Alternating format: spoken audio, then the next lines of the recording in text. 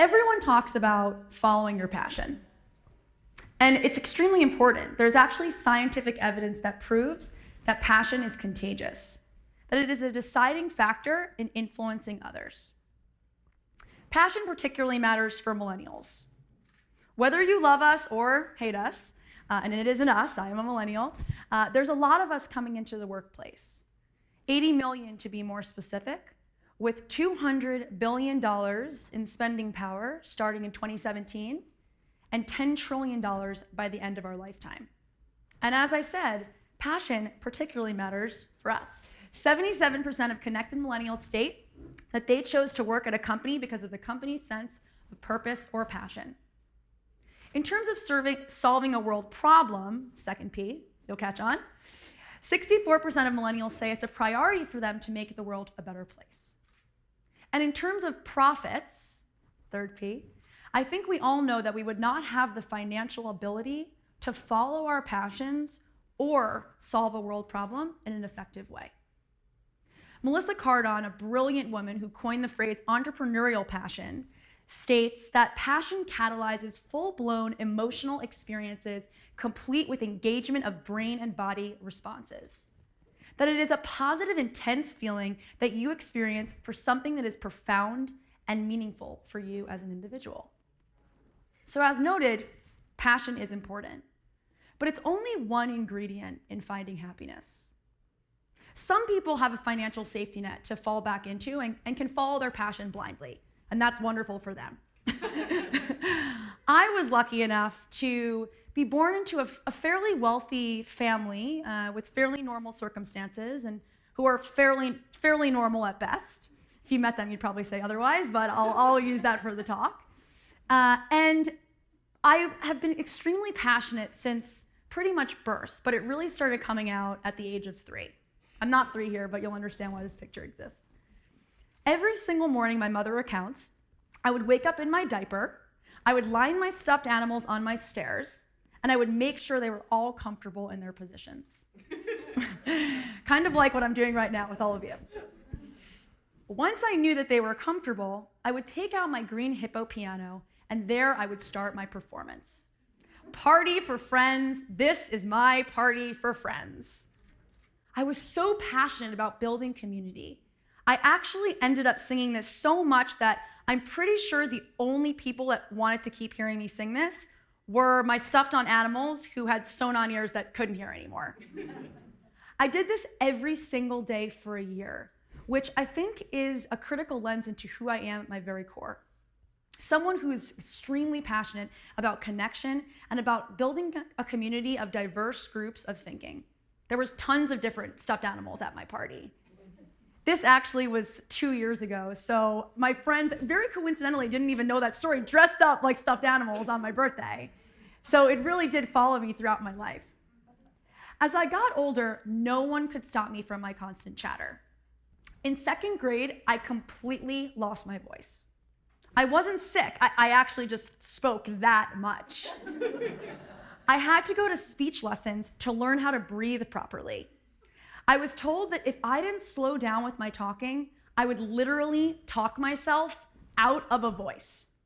Now that's a passion for connection. It was terrifying to my parents. You literally could not hear me speak.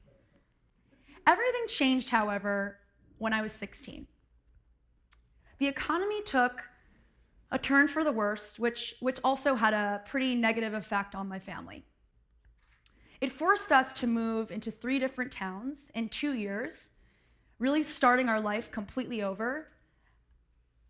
It forced me to be in 2 schools my junior year, and I went from this extremely gregarious, popular, excited teenager to someone that was really depressed, who had to start her life completely over and listen to Pink Floyd and Grateful Dead every day with headphones on, not talking to anyone in her class. I think really what it taught me was that no one was going to hand me a chunk of money and say, here is your future. And that if I wanted to get to where I wanted to go, I'd have to work really, really hard to do that. And that was shocking for me at the time. I always remember my dad walked me into my room and sat me on my bed and told me that we would have to move from our very wealthy 6,000 person town and start our life completely over because the economy had completely transformed his job and we really had lost everything. I looked at him in disdain, not in compassion, and I said, "You cannot make me leave here. I am a legend." I look back in horror too, I know. But what it really was for me at the time was I had this financial safety net my entire life. I was with these extremely wealthy kids that were getting everything that they wanted, and I was one of those kids. And for the first time in my life, I was told that was no longer available to me. I would have to leave my small 6,000 person town to a 35,000 person town to a 20,000 person town. And I wasn't going to be that big fish in that small pond anymore. And that's terrifying. And so what I did was I started to look at books and TV for a role model. Someone that would know what I was going through, that I could relate to. And I saw a lot of wonderful people that I looked up to, like Oprah and Steve Jobs and Richard Branson, tell me to follow my passion, which is awesome. But it was not really fitting for my lifestyle because what was happening was they were self-made billionaires, which was tremendous for them. But now I was in a place where I was watching my family and myself have to also make profits to survive. And I realized that no one in my life had told me how I actually needed to have profits in order to follow my passion. Later on in life, I realized that even when I had the passion and the profits, this is like a whole tongue twister talk, by the way. Even when I had the passion and the profits, I still wouldn't be happy if I didn't apply those passion and profits to a problem in the world. I had nowhere to look to except for inside myself. Even though Richard Branson, Oprah, and Steve Jobs look great over there. What ended up happening was I really started to evaluate my life choices and where I was going to go. And I just kept thinking, how do I follow my passion but still pay the bills? How do I follow my passion and not be on the streets, literally on the streets for doing it? And so thinking of that 16-year-old who scoured the internet, well, it was dial-up, but you get the picture, looking for answers, I would like to challenge the typical follow your passion scenario because I know how hard that is. People have bills. They have college loans, $1.7 trillion of them. And they probably get a little bit frustrated when self-made multi-billionaires tell them to follow their passions. I know my parents do all of the time. And so I would like to create a new method of follow your passion with a little bit more of a financially viable option and tell a little bits of my story along the way, if that's all right with all of you. Okay, cool. So after working extremely hard my junior and senior year and not having many friends, I ended up getting into the college of my choice. I was all about getting a 4.0, going to every single event on campus and class on campus, having 3 jobs, having internships, being the director of recruitment of my sorority, while maintaining an extremely avid social life. There's the energy thing again. I had 3 jobs on the side, as I had mentioned, and when I was a sophomore, I entered into this 5-year bachelor-master's program to be a teacher, one of the most fulfilling few years of my life. I ended up working in schools in suburban areas, rural areas, some of the worst school systems in the country.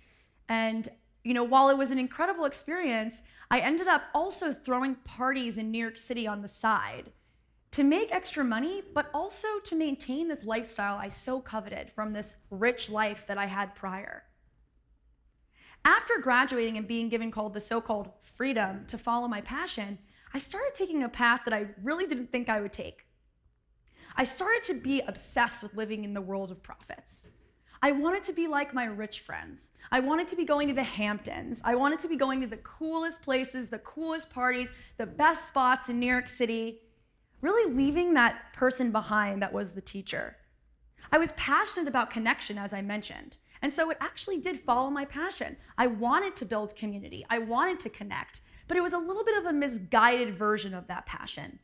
My passion for acceptance from these rich friends, from these cool kids, was actually trumping my passion for connection. This led me, you'll love this picture next, into an industry that was seemingly the right fit for me: nightlife and hospitality in New York City. For years, I threw parties where Lindsay Lohan, Leonardo DiCaprio, and Rihanna would attend. I also have a whole other story of Dennis Rodman changing into lingerie in my bedroom, but that's a whole other story.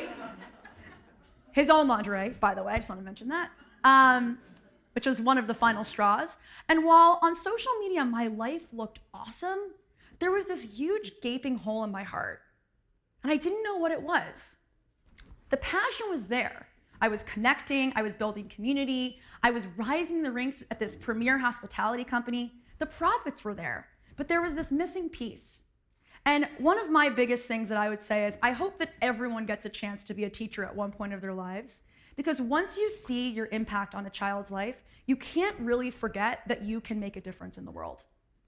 And that really was a reminder to me as I was going through this process of profits and passion, this missing piece that really made me feel disconnected from myself, which was to solve a problem in the world.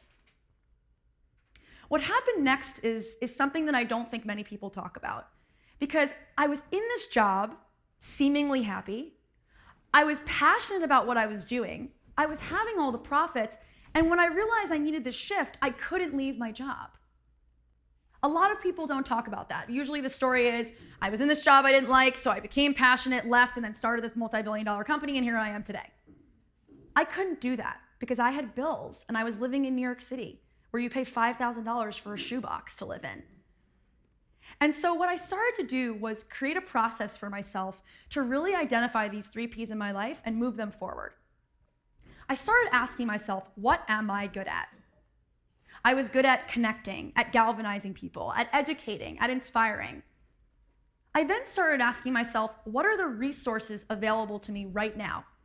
I worked at nightlife and restaurants all around New York City. I had 9 restaurants that I was working with. And I realized that I could donate a different restaurant to a charity every single week to help them with their fundraising efforts. The reason how I got there was I ended up researching and finding out that 1.5 million nonprofits in America have a lot of problems with fundraising and marketing help.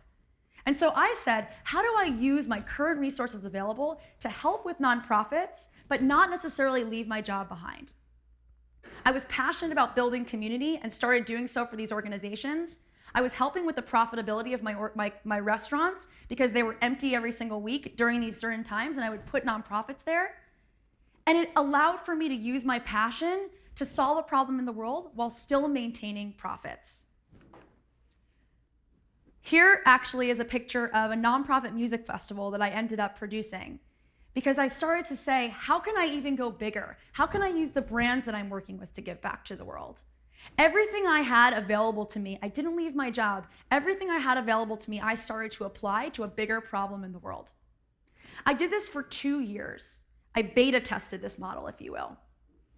And I realized that I was actually more excited about building a community of engaged individuals around a mission than I was event planning. And so I went back to the process and I said, what am I good at now? And who would actually pay for these services? Because while helping nonprofits for free was wonderful, I realized it's not really a scalable business model.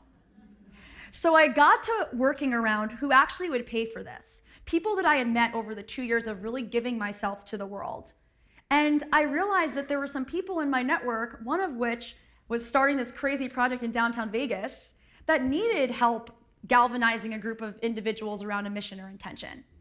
And so I started right here in downtown Vegas with my company 2.5 years ago, creating inspirational experiences every single month. And now we work with companies like Coca-Cola, Starwood Hotels, Dell, NPR, helping them share their 3 Ps to the world and allowing for other consumers to do the same.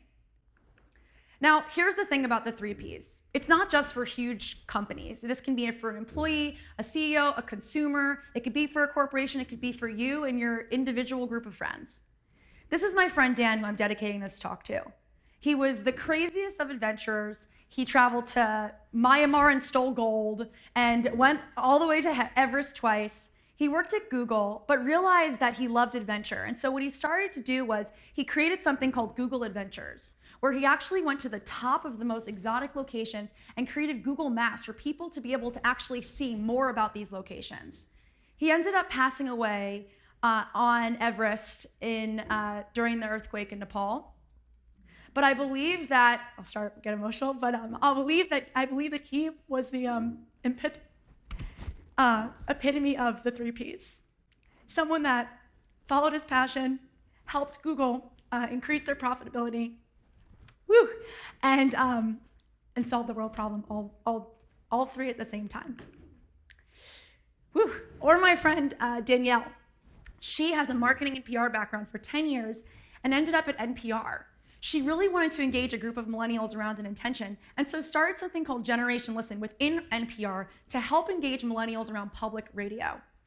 Or like Jamie Conrad, who's sitting in the first row, who didn't know I was going to put him in this talk, who's not a millennial, because it works for everyone, who started as a pastor for 30 years and a church planter, and then was in real estate profits, and realized that he can combine the two, passion of building community and being able to increase profits, by helping business leaders and companies with leadership and curriculum. Passion, profits, problem in the world.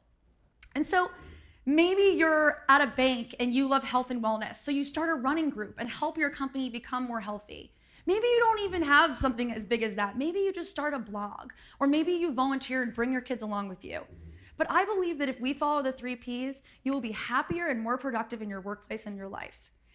How do I know that these make a difference in your life? Because I'm living proof standing right here sharing them with you. Thank you so much.